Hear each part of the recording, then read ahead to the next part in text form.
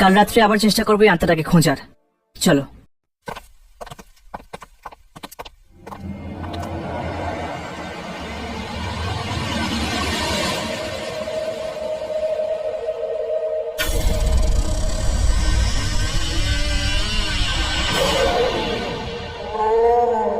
আমি তোমাকে কবে থেকে বলছি দাদা, আমি আর এই হোটেলে থাকতে চাই না, অন্য কোথাও যাই। আরে এত রাতে কোথায় যাবো শিপ্রা? দাদা এখানে প্রথম দিন থেকেই গন্ডগোল, বিপদের পর বিপদ হচ্ছে। সব থেকে প্রথমে আমার উপর হামলা হলো, আর তারপর মঞ্জিত উধাও হলো, আর আর এখন এই লাশ। এত ভাবিস না শিপ্রা, তুই একটা কাজ কর, এই ঘুমের ওষুধটা খা আর শুয়ে পড়। আমি কোনো ওষুধ খেতে চাই না দাদা। শিপ্রা, একবার তো চিকিৎসা হয়ে গেলে আমরা এখান থেকে চলে যাব। আমি করাতে চাই না চিকিৎসা, আমি এখানে আর থাকবো না। তুমি যদি বলো তো আমি হসপিটালে থাকতেও রাজি। প্লিজ এখান থেকে আমায় নিয়ে চলো দাদা, প্লিজ। চল একটা কাজ করি, আজ রাতটা তুই এখানে শো, কাল দেখা যাক কি করা যায়। ওকে, নে এই ওষুধটা খেয়ে নে।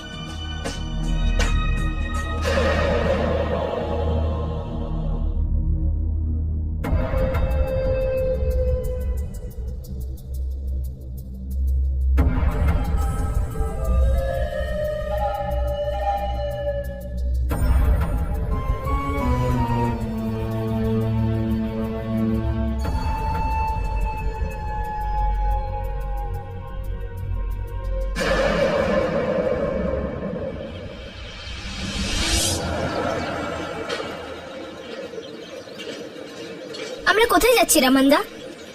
বাইরে যাই খোলা হাওয়ায়, ঘরে বসে বসে তো দম বন্ধ হয়ে যায় না নাকি? দম তো বন্ধ হয়, কিন্তু কি করব, চলতে তো পারি না। তাই ঘরে চারটে দেওয়ালকে নিজের পৃথিবী বানিয়ে নিয়েছি।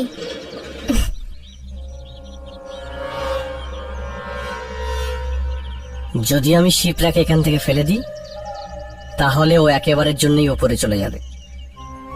সবার মনে হবে এটা একটা দুর্ঘটনা, আর আমার কাজটাও হয়ে যাবে।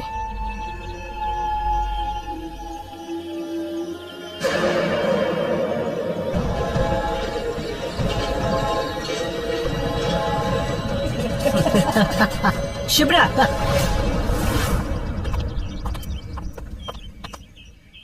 আমরা আপনার সাথে কিছু কথা বলতে চাই। আমার সাথে?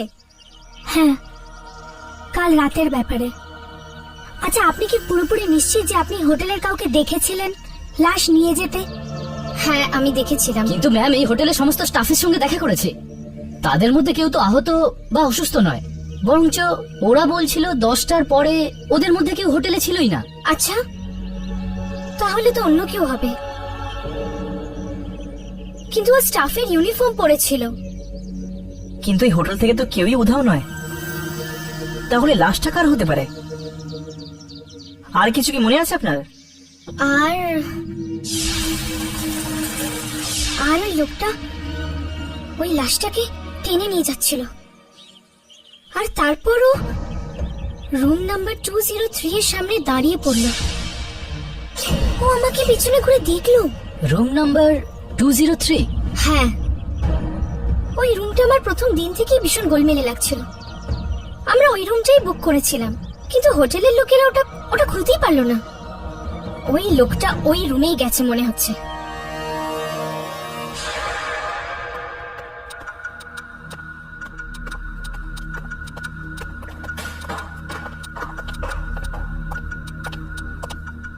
এই নিন আপনাদের চাবি, আর এই বিষয় যেন কেউ কোনোদিন জানতে না পারে।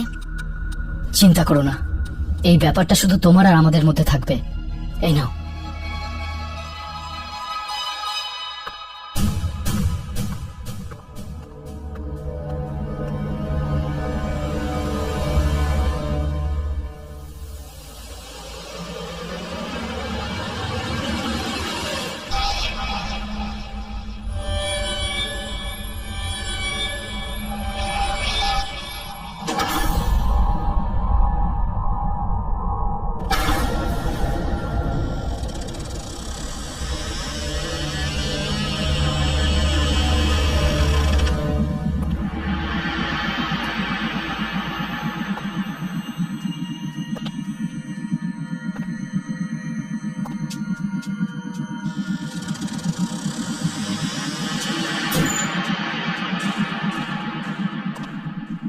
এই এই সুইচ বোর্ডটা কোথায়?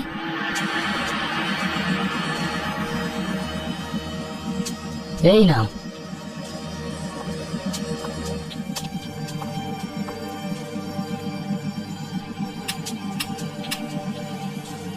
লাইটস কাজ করছে না।